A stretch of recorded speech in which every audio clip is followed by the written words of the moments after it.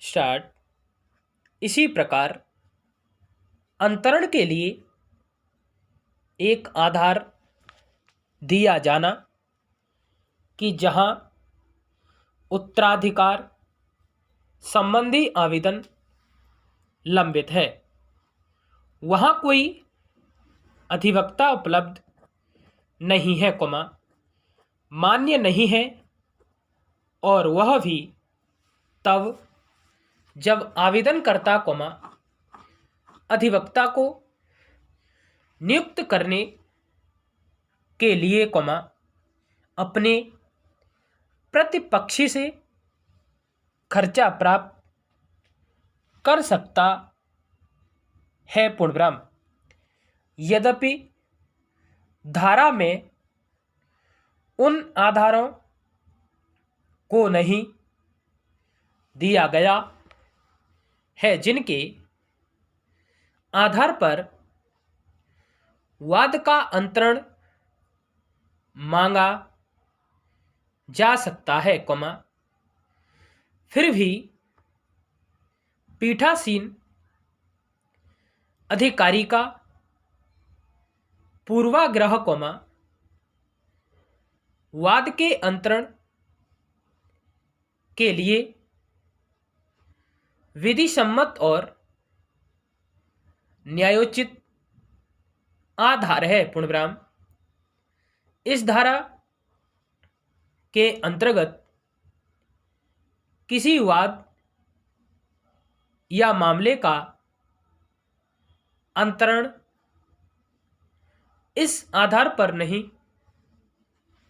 मांगा जा सकता कि वह न्यायालय जहां मामला लंबित है उसे अधिकारिता नहीं है। ऐसी स्थिति में पक्षकार को वाद या मामले को खारिज करने का आवेदन देना चाहिए। पूर्णविराम। पैरास्टार्ट। इस धारा के अंतर्गत जब कोई पक्षकार वाद, अपील या अन्य कार्यवाही के अंतरण का आवेदन करता है तो उसकी सूचना संबंधित पक्षकारों को दिया जाना चाहिए और ऐसी सूचना के बाद, उन पक्षकारों को सुनने के बाद न्यायालय कार्यवाही का अंतरण कर सकेगा। पूर्णविराम। परंतु जहां न्यायालय अपनी इच्छा से किसी उपर्युक्त कार्यवाही का अंतरण करता है तो ऐसी स्थिति में सूचना की आवश्यकता नहीं होती। पूर्णविराम। जहां न्यायालय अपनी इच्छा से कार्यवाही का अंतरण करता है या प्रत्याहरण करता है, ऐसे अंतरण या प्रत्याहरण के पश्चात तत्संबंधित पक्षकारों को उसकी सूचना दी जानी चाहिए। पूर्णविराम। ध्यान रहे, जहां कार्यवाही जो न्यायालय के समक्ष लंबित है उसके अंतरण के लिए प्रार्थना पत्र दिया जाता है, दूसरे पक्षकारों को सूचना देना आवश्यक है और अगर बिना सूचना दिए कार्यवाही का अंतरण कर दिया जाता है तो ऐसा अंतरण आदेश निरस्त कर दिया जाएगा। पूर्णविराम।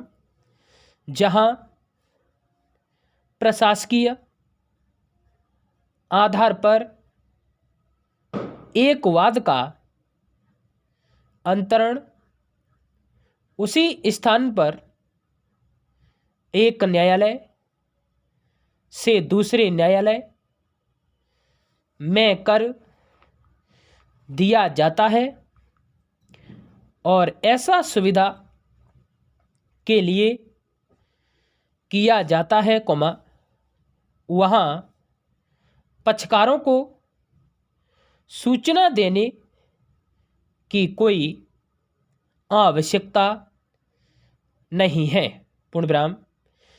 जहाँ वाद के अंतरण के लिए आवेदन जिला न्यायाधीश को दिया गया, न्यायाधीश ने आदेश दिया कि सूचना वादी के काउंसिल को दी जाए, वकील ने कहा उसे सूचना लेने का कोई निर्देश नहीं है और सूचना वादी को दी जाए, वहाँ अधिकारिता किया गया कि वादी को सूचना दिए बिना वाद का अंतरण अवैध है। पूर्णविराम। जहाँ पक्षकार अपने वकील के माध्यम से उपसंजात होता है, वहाँ इस धारा के अंतर्गत वकील को सूचना देना आज्ञात्मक है। पूर्णविराम। क्या शब्द कार्यवाही के अंतर्गत निष्पादन की कार्यवाही आती है? पहले इस प्रश्न पर उच्च न्यायालयों में मतभेद था, परंतु अब धारा 24 उपधारा 3 के अनुसार कार्यवाही के अंतर्गत किसी डिक्री या आदेश के निष्पादन के लिए कार्यवाही भी सम्मिलित है। पूर्णविराम। इस धारा के अधीन उसी वाद, वकील या अन्य कार्यवाही का अंतरण किया जा सकेगा, जो उच्च न्यायालय के या जिला न्यायालय के समक्ष लंबित हो, या अगर उच्च न्यायालय या जिला न्यायालय ने किसी कार्यवाही का अपने अधीनस्थ न्यायालय से प्रत्याहरण किया है तो उसका भी ऐसे न्यायालय द्वारा अंतरण किया जा सकेगा। पूर्णविराम।